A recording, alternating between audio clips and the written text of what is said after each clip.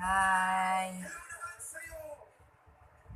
Kanina, nagpakita ko sa inyo ng ibang pagtabas at pagtahi ng pobre kama. Iyon ay pangalawa kong turo sa madaling paraan. Ito ang pangatlo. Kaya, intindihin nyo itong aking ituturo sa inyo. Magdo-drawing ako muna. Ginanaan ko muna sa drawing. Ito yun ha. Ayan, ganyan siya. Halimbawa, ang ating bed ay pagpalagay natin queen. O kaya, basta lahat ng anong sukat ng bed. Pero, lagi nyong tatandaan, importante ang kapal ng bed para siya maging fit siya sa bed, para maging fit siya sa bed. Kaya ito, drawing ko, yan. So, pasensyahan nyo na ito kasi aking sulat ng fold, humaba yung L kasi nga nasagi ko, napahaba. Ito ang sample ko sa drawing. Pero, mamaya-maya magtatabas ako actual sa tela. Itong haba na to, ginamit ko dito sa width ng, ang haba ng bed ay ginamit ko sa width ng tela. Kasi ang tela ko ay 95 ang width. Kaya doon ko kinuha yung haba ng bed para walang duktong. At dito sa lapad, yun ang kung ilang meters ang binili ko. 4 yards kasi queen ito, queen. 4 yards pero may sobra siya na alam mo naman, pag 1/4 ang sobra o hindi na po pwede, kailangan bubuuin mo na siyang 4 na yarda. May masobra man, may paggagamitan ka. Ito ay, bakit itong guhit na to ay para sa gilid. Sa gilid ha. Ang sukat natin ay ang ating tela ay naka-fold. Bakit? Kasi nga malaki ang ating tela. Hindi natin gugupitin. Bali ang atin lang bukas ito, at saka ito. Kaya ang kakabitan natin ng zipper ito hanggang dito. Ito alang ang tatahiin natin na walang zipper. Kasi ito, naka-fold ito, doble na ba siya? Parang ganun na siya, ganun. Doble na siya. Baliktad lang yung drawing ko. Dapat itong i-fold dito ko. Bali, ito na yung tela, no? Nakadoble na siya. Pero, dapat ito ang naka-fold, no? Naka-fold na siya. Bali, doble na. Diba ang sobre kama ay doble. Kasi pinapasok na siya. Ito na. Bali, ganyan na. Naka-fold na siya. Diretso hanggang dito. Bakit meron dito? Maliit lang. Ang kapal ng bid niya ay 4 inches lang. 4 inches. Ngayon, mula dito sa kanto ng bed, kasi lagi mong tatandaan yung kanto na sukat. Halimbawa, queen ay 60 ito. 60. Tapos, itong haba naman ay 75. Ang gagawin kasi natin pag halimbawa tela ito yung ano ba ang palatandaan natin ng tela? Yung may edge ba, yung may himulmol, ito yung gilid. Lagi ko sinasabi sa inyo, ang bid natin lagi ang may ulunan at saka paanan. Ayun ay ang may himulmol. Diba? Yan ang tatandaan nyo. Basta yung tela na 95 ang width. Ngayon, di-finold natin ito, naging doble na siya. Pareho na siyang doble. Wala siyang cut dito. Bakit may sobra? Dahil ang bid niya ay 4 inches. Kaya ang mi-measure mo siya ng 2 inches lang. 2 inches, tapos 2 inches dito sa kabila, di naging 4. Oh. Bakit ito dito na isang side ay 3 inches? Dahil tatahian natin siya ng babawasan natin siya ng 1 inch na para maging 2 inches na lang bawat kabilaan. 2 inches dito, 2 inches dito sa kabila. Kaya 4 pa rin. Ganon din dito. Ganyan din. 3 inches. Kasi naka-fold siya, dadaanan natin, babawasan natin siya ng 1 inch para maging 2 inches na lang. Ganon din dito. Ito lang naman ang 2 inches kasi nga buo siya, buo siya. 2 inches plus 2 inches sa kabila ay magiging 4 inches. Yun na. Diba ganon na? Ang tendency nito kasi parang ganito na siya.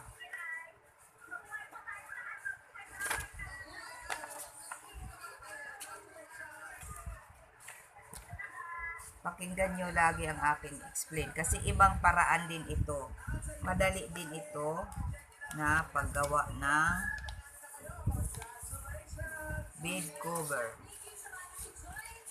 Ito, bali ito magiging 4 inches na rin. Itong dito sa fold, bali 4 inches na. Yan na ang kapal ng bead. Kunwari ha. Tapos ito dito naman, kaya 3 inches dahil sa tupi. Bali magtutupi tayo ng gupitin na natin to ha. Ito kunwari ito ay kasi nabaliktad yung aking drawing dito dapat. Pagpalagay na lang natin ito ay 4 inches na. 4 inches kasi 4 inches ang kapal ng bead niya. Gupitin muna natin para klaro.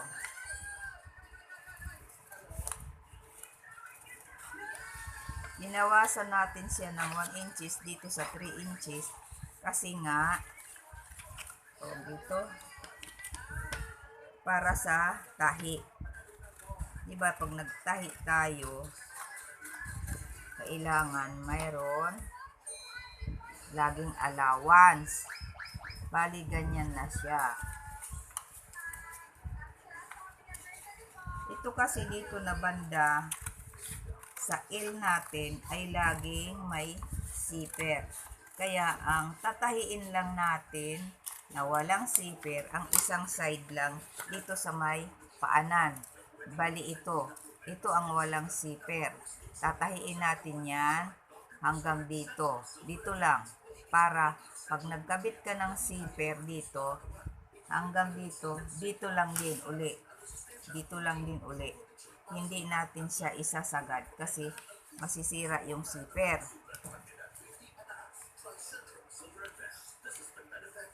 Ngayon, magkatakip na sila, ganyan na, kunwari na yan, ano? Tapos, ang pagtahi mo niyan, diba, 4 inches ito. 4 inches na siya. Ito, kunwari, doble ito ha, doble.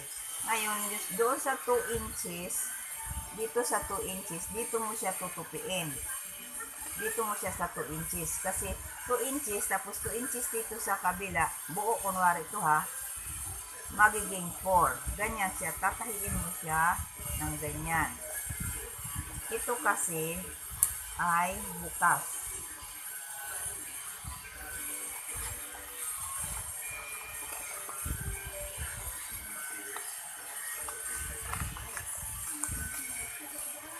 Yan kasi ay may allowance siya na 1 inch para sa tupi.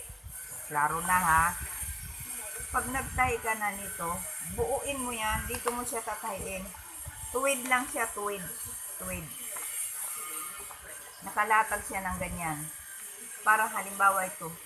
Nakalatag lang siya ng ganyan, nakalatag. Nandito na yung sukat. Tapos ito dito yung sukat niya. Ganon. Tapos ganon.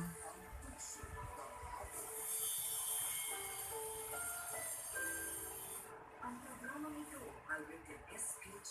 Striktong patnubay at gabay ng magulang ang kailangan. Maaaring may masisirang Parang ganon. Magtatahi ka lang. Ito, hindi mo ito dadaanan na sukat mo. Hindi mo ito dadaanan na sukat mo dito sa ano, yung guhit na yan, ay yung dot na yan, hindi mo yan dadaanan. Dito ka dadaan sa gilid ng tela.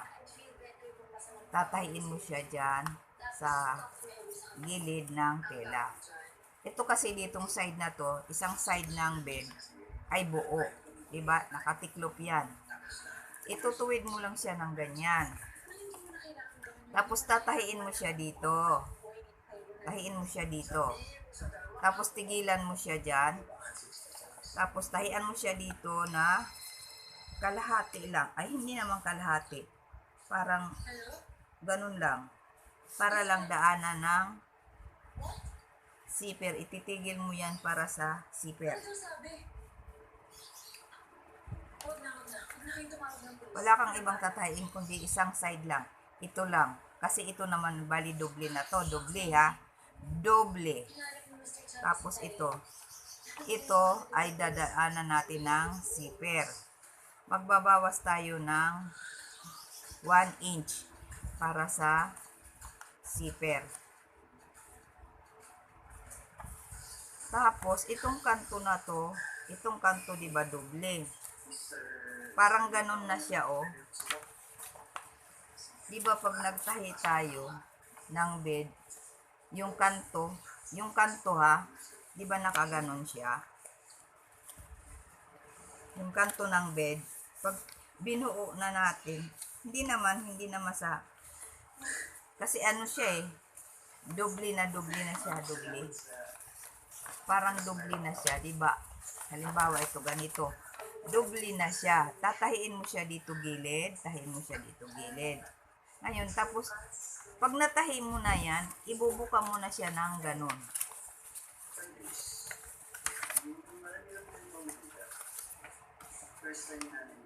Ipapakita ko yan sa inyo kasi may tatabasin ako ngayon na tela.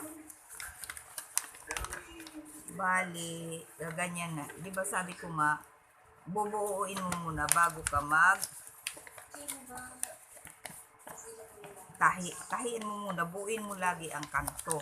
Di ba buo na yan? Kasi hindi naman tayo nagbawas ng ano, hindi tayo nagbawas ng dito sa, madali lang ito. Intindihin nyo lang. Tapos, magmi-measure ka ng 4 inches. Ito ang kapal nito. Di ba nakatahi na yan? Kunwari, nakatahi na siya dyan. Kasi ito, kunwari, ang tinahi natin eh. Ito ang tinahi natin. Ngayon, ibubuka natin, parang ibubuka natin ng ganon, ng tela. Parang bubuka natin ng ganyan. Tapos, babalik, gaganyanin mo siya. Tatahiin natin siya na parang ganon na ang magiging labas. Ayan, drawing na yan. Diba ito yung tinahi natin, binuo natin, diretso na yung kunwari. Tapos, binaliktad mo ng, wala akong dito, ano. Basta, mimisurin mo yan, 4 inches yan, 4 inches. Hindi mo ito gugupitin para magiging makapal ang kanto.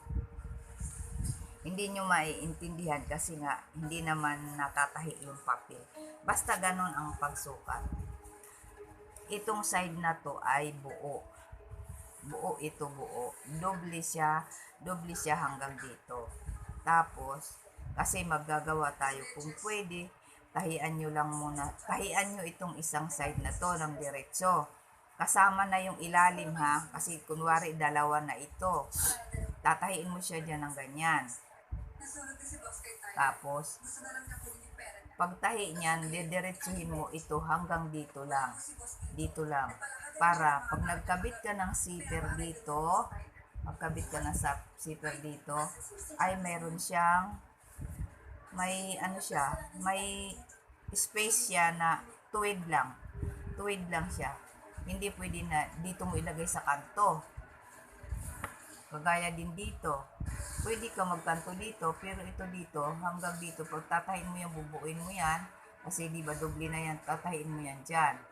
Magbabawas ka ng 1 inch lang, 1 inch ha. Kasi 2 inches, bali 4 inches ang 4 inches ang kapal ng bead niya. Magkabilaan, 2 inches ng 2 inches, magiging 4. Tapos, pag ito, tinahi mo na siya, magiging ganun na. Bibiakin mo na siya, parang ganun na siya. Tinahi mo na yung kunwari dyan. Ibubuka mo na siya ng parang nagiging ganyan na siya.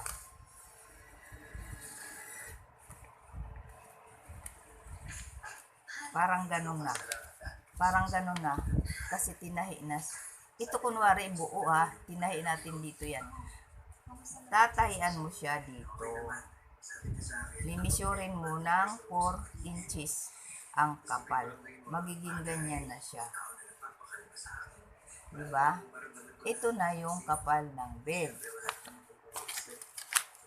Kung hindi ninyo gaano maintindihan ang sinasabi ko, iyan ay aabangan nyo kung paano ko tahiin ang tela. Yan siya Yan na, nakalatag na yan. Ang hirap kasi i-explain ko sa inyo yan kasi nga ang lapad nito. At saka wala akong table na maiintindihan nyo talaga. Yan. Kagaya nito. Ito yung haba, di ba? Yun yung yun laylayan, paanan at saka uluhan. Kasi nakatiklop ito Ayan nakatiklop. At saka doble ito, doble na siya. Magkabilaan na. Ito ang lapad. Ayan na yung lapad. Ito yung naka-fold. Dito, ano lang yan? 2 inches. 2 inches ng 2 inches, bali 4 inches ang kapal. Ganon din siya doon. Doon, kasi may cut ito dito. Ika-cut natin ito dito. Yan. Ika-cut natin ito dito. Kaya ang allowance niyan ay 3 inches.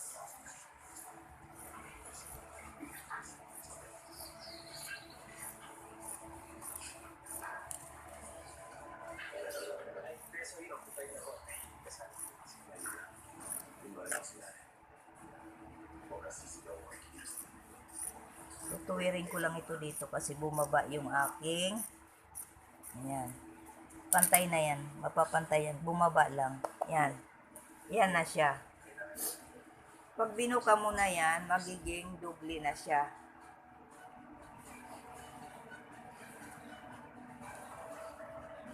Kasi ito yung haba Ito yung haba ng bed. Ito naman yung lapad. Kaya yan siya Ito na yung lapad. Kaya bukas papakita ko sa inyo kung paano ang pagtahi.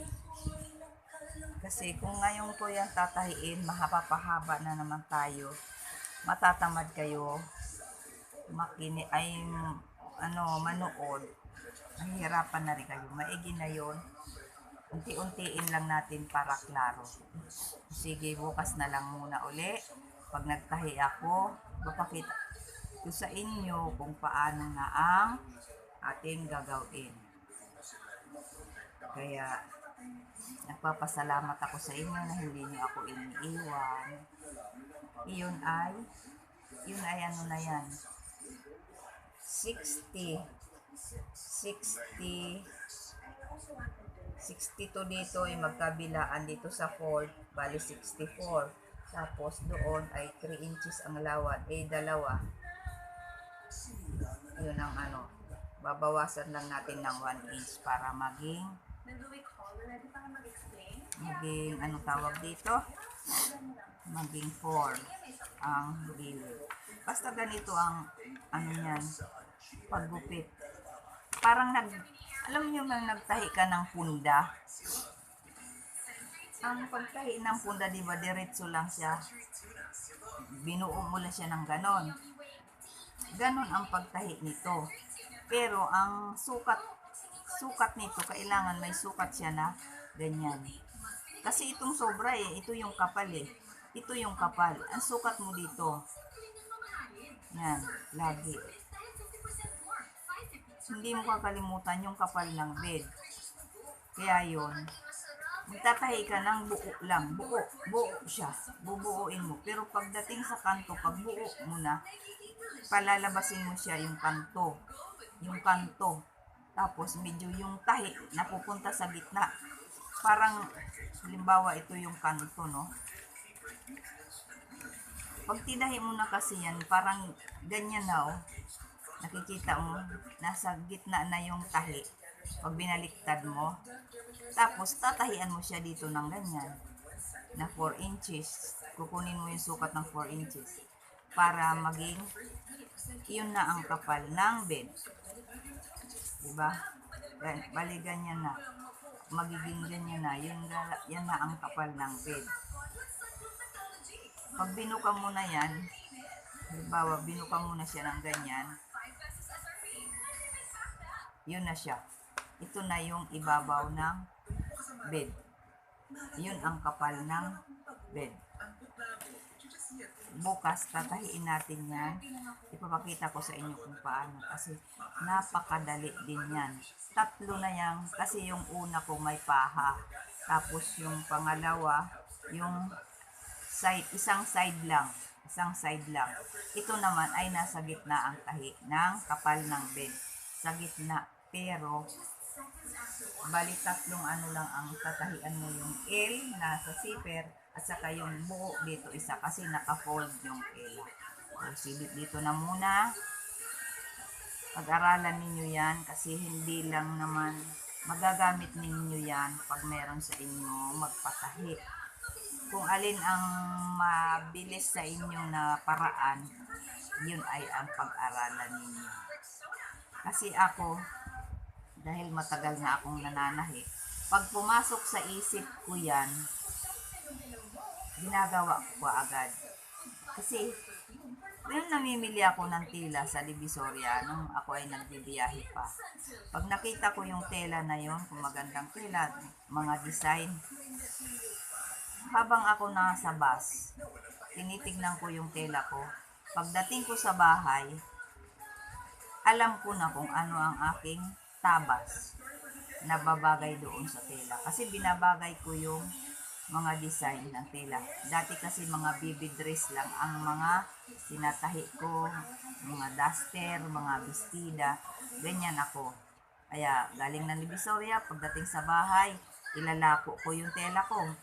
Tapos pag nabili yung tela, dinadala ko naman sa bahay kasi ako rin ang magtatahi. Ganyan ang gawain ko noon nang hindi pa ako nagkakasakit. Kaya nag-stay ako dito sa bahay. Ito na ang tinatahi ko dahil nagkasakit na ako sa puso. Kaya hanggang dito na lang muna. Huwag na natin banggitin kung ano-ano. Basta tandaan ninyo ang aking sinasabi at ang aking tinuturo sa inyo.